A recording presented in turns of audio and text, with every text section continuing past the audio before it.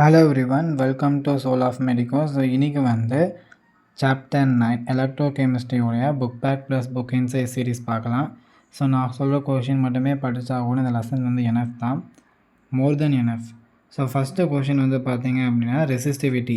So ரெசிஸ்டிவிட்டியை define பண்ணுற மாதிரி கேட்டிருப்பாங்க. அண்ட் இந்த எல்லாமே நீங்கள் ஃபிசிக்ஸ்லேயே படித்தது தான், உதவ பார்த்துக்கோங்க. அண்ட் இந்த ஃபார்மில் கண்டிப்பாக எழுதணும். வாட் இஸ் ரெசிஸ்டிவிட்டி அப்படின்னு கேட்டாங்கன்னா, ரெசிஸ்டிவிட்டியோட இன்னொரு நேம் பார்த்தீங்க அப்படின்னா ஸ்பெசிஃபிக் ரெசிஸ்டன்ஸ். அதுவும் உங்களுக்கு தெரிஞ்சுக்கணும். அண்ட் எது செல் கான்ஸ்டன்ட், டிஃபைன் செல் கான்ஸ்டன்ட் அப்படின்னு கூட உங்களுக்கு கொஷின் கேட்க வாய்ப்பு இருக்குது. அப்போ L/A அப்படிங்கிறத செல் கான்ஸ்டன்ட். அண்ட் அது ஒரு யூனிட் நாம் வச்சுக்கோங்க. அண்ட் கண்டக்டிவிட்டி, டிஃபைன்டு கண்டக்டன்ஸ் அப்படின்னு கேட்டாங்கன்னா உங்களுக்கு பார்த்தீங்கன்னா ரெசிப்ரோக்கல் ஆஃப் ரெசிஸ்டன்ஸ் தான் கண்டக்டன்ஸ், அவ்வளோதான் டெஃபினிஷன். அதே கண்டக்டிவிட்டி அப்படின்னு கேட்டாங்கன்னா நீங்கள் 2 ஆன்சர் எழுதணும். ஒன்று பார்த்தீங்கன்னா ரெசிப்ரோக்கல் ஆஃப் ஸ்பெசிஃபிக் ரெசிஸ்டன்ஸ்னால் கண்டக்டிவிட்டி அப்படின்னு எழுதணும். அண்ட் இன்னொரு டெஃபினேஷன் இந்த டெஃபினேஷன். ஸோ இந்த டெஃபினேஷனை நிறைய பேர் எழுத மாட்டாங்க. பட் எனக்கு தெரிஞ்சு கீ ஆன்சரில் இந்த டெஃபினேஷன் தான் கொடுப்பாங்க கண்டக்டிவிட்டிக்கு. ஆனால் இந்த டெஃபினேஷன் ஏதாவது படித்து வச்சுக்கோங்க. அண்ட் எல்லாத்துக்குமே நீங்கள் ஃபார்மில் எழுதணும். ஃபார்முலாங்கிறது எல்லாமே எழுதணும். அண்ட் இந்த கொஷினை, அதாவது கண்டக்டிவிட்டியோட யூனிட்டை டிரைவ் பண்ணுற மாதிரி கூட கொஷின் கேட்கலாம். டிரைவ் த யூனிட் ஆஃப் கப்பா, அதாவது கண்டக்டிவிட்டியோட யூனிட் டிரைவ் பண்ணுற அது மாதிரி கூட கொஷின் கேட்கலாம். அதனால் நீங்கள் பார்த்துக்கோங்க. அண்ட் இந்த எக்ஸாம்பிள் சம்ஸை பார்த்தீங்கன்னா உதவ பார்த்துக்கோங்க.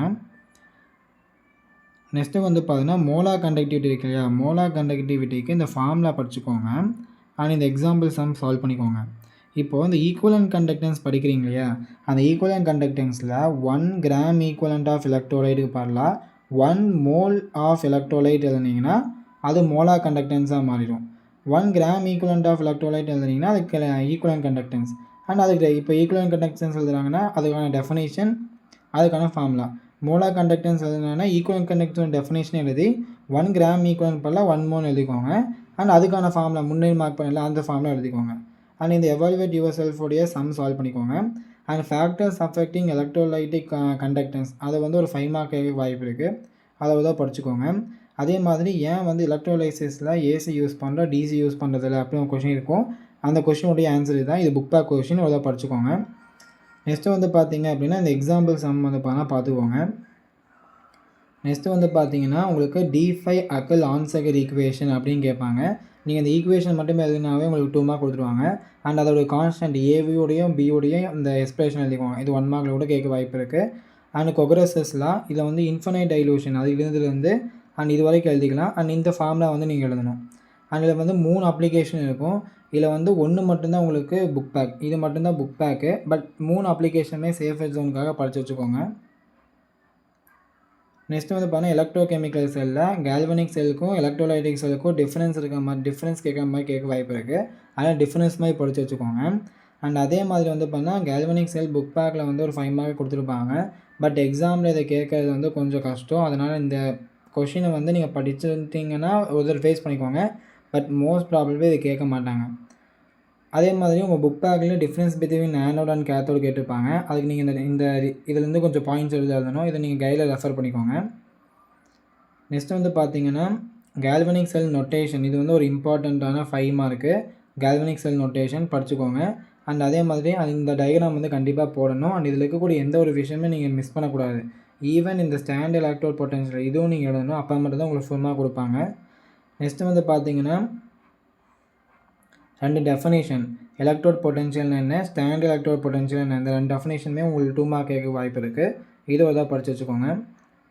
நெக்ஸ்ட்டு பார்த்தீங்கன்னா தெர்மோடைனமிக்ஸ் ஆஃப் செல் ரியாக்ஷன் பார்த்தீங்கன்னா 5 மார்க்ஸில் கேட்டிருக்காங்க. நிறைய ரிவிஷன் டெஸ்ட்லேயே கேட்டிருக்காங்க. அண்ட் இந்த வருஷம் பப்ளிக்கில் எக்ஸ்பெக்ட் பண்ணக்கூடிய ஒரு கொஸ்டினில் இந்த கொஸ்டின் நான் எக்ஸ்பெக்ட் பண்ணுறேன். And Nernst equation very very important question. இந்த கொஸ்டினை படிக்காமல் எந்த ஒரு கெமிஸ்ட்ரி எக்ஸாம் எழுதக்கூடாது. அந்த மாதிரி இம்பார்ட்டண்டான கொஸ்டின். இது வரைக்கும் எழுதினாவே போதும், இது வரைக்கும் எழுதணும். அண்ட் இந்த வேல்யூஸ்லாம் நீங்கள் ஞாபகம் வச்சுக்கோங்க. இதை நீங்கள் மாற்றி எழுதிட்டிங்கன்னா இதில் ஒரு மார்க் குறைக்க வாய்ப்பு இருக்குது. அண்ட் மோஸ்ட் ப்ராபப்ளி இந்த வேல்யூ நீங்கள் எழுதுங்க ஃபார் சேஃப் ஜோன். நெக்ஸ்ட் பார்த்தீங்கன்னா உங்கள் புக் பேக்கில் பார்த்தீங்கன்னா எலக்ட்ரோலைசிஸ் ஆஃப் NaCl கேட்டிருப்பாங்க. ஸோ அதுக்கு இந்த டயக்ராம் போடணும். அண்ட் அதே மாதிரி இந்த தியரி எழுதணும். ஸோ இது வரைக்கும் எழுதணும். நெக்ஸ்ட்டு ஃபேரடேஸோடைய 2 லாஸ். ஃபஸ்ட் லா பார்த்தீங்கன்னா இந்த டெஃபனேஷன் அண்ட் இந்த ரிலேஷன் எழுதிட்டு நிறுத்திக்கலாம். சப்போஸ் பார்த்தீங்கன்னா உங்களுக்கு ஈக்குவலன்ட் கேட்குறாங்க அப்படின்னா, எலக்ட்ரோ கெமிக்கல் ஈக்குவலன்ட் இருக்கு இல்லையா, அதோடைய டெஃபினேஷன் கேட்டாங்கன்னா இது எழுதணும். எலக்ட்ரோ கெமிக்கல் ஈக்குவலண்ட்டை டிஃபைன் பண்ணணும்.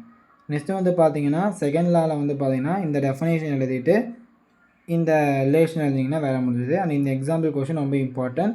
நிறைய 2 தடவை பப்ளிக்கில் கேட்டிருக்காங்க. அண்ட் நிறைய ரிவிஷன் டெஸ்ட்லையும் ஆஃப் இயர்லி கேட்டிருக்காங்க. நெக்ஸ்ட்டு வந்து பார்த்தீங்கன்னா பேட்டரிஸ் இருக்கு இல்லையா, நான் வந்து Leclanche cell, mercury button cell and fluid cell எல்லா செல்லுமே படிச்சிட்டேன். இந்த புக்கில் இருக்கக்கூடிய எல்லா செல்லுமே படிச்சிட்டேன். ஏன் அப்படின்னா இந்த செல்ஸ் எல்லாமே half yearly revision, half yearly first division, second division நிறையா டிஸ்ட்ரிக்ஸில் அந்த செல் எல்லாம் கேட்டிருக்காங்க. புக் பேக்கில் உங்களுக்கு ஃபியூல் செல் மட்டும்தான் இருக்கும். ஃபார் சேஃபர் ஜோன் நீங்கள் எல்லா செல்லுமே படித்து வச்சுக்கோங்க. நான் என்ன சொல்லுவேன்னா எல்லா செல்லும் நீங்கள் படிச்சுக்கோங்க. ஏன்னா எல்லா செல்லுமே வந்து பார்த்தீங்கன்னா ஒவ்வொரு தடவை கேட்டிருக்காங்க. அதனால் நீங்கள் என்னோடய சஜஷன் எல்லா செல்லும் படித்து வச்சுக்கோங்க. அண்ட் வந்து பார்த்தீங்கன்னா இது வந்து ரொம்ப இம்பார்ட்டன்ட். வாட் இஸ் இன்டர்கேலேஷன் அப்படின்னு ஒரு தடவை பப்ளிக் கேட்டிருக்கான். இது பப்ளிக் கொஷின், அதனால் ஒரு தடவை பார்த்துக்கோங்க. என்னோடய சஜஷன் எல்லா செல்லுமே படிச்சுக்கோங்க. அண்ட் ஃபியூல் செல் வந்து வெரி வெரி இம்பார்ட்டன்ட். ஏன்னா இது புக் பேக் கொஷின், அதனால் பார்த்துக்கோங்க. புக் பேக் கொஷினுக்கு வெரி இம்பார்ட்டன்ட் கொடுக்கணும். அண்ட் எல்லா செல்லுமே புக் பேக் கொஷின் தான் நினச்சி படிச்சுக்கோங்க. ஏன்னா செல் கேட்கறதுக்கு வாய்ப்பு அதிகமாக இருக்குது. நெக்ஸ்ட் வந்து பார்த்தீங்கன்னா ஒரு மெட்டலை வந்து கொரோஷன்லேருந்து ப்ரொடக்ட் பண்ண என்னென்ன மெத்தட்ஸ் இருக்குதுன்னு கேட்பாங்க. இந்த 3 மெத்தடு வந்து பார்த்தீங்கன்னா இருக்குது. அண்ட் பேசிவேஷன் தனியாக 2 மார்க் கேட்க வாய்ப்பு இருக்குது. அண்ட் வந்து பார்த்தீங்கன்னா அலாய் ஃபார்மேஷனும் தனியாக 2 மார்க் கேட்க வாய்ப்பு இருக்குது. அது தான் பார்த்துக்கோங்க. நெக்ஸ்ட்டு எலக்ட்ரோகெமிக்கல் சீரீஸ்னால் என்ன அப்படின்னு சொல்லி ஒரு 2 மார்க் கேட்க வாய்ப்பு இருக்குது. அதை தான் பார்த்துக்கோங்க. நெக்ஸ்ட்டு புக் பேக் கொஷின் வந்து பார்த்தீங்கன்னா நான் மார்க் பண்ண கொஷின் மட்டுமே NF தான். ஸோ இந்த கொஷின்ஸ் மட்டுமே அதை பார்த்துக்கோங்க.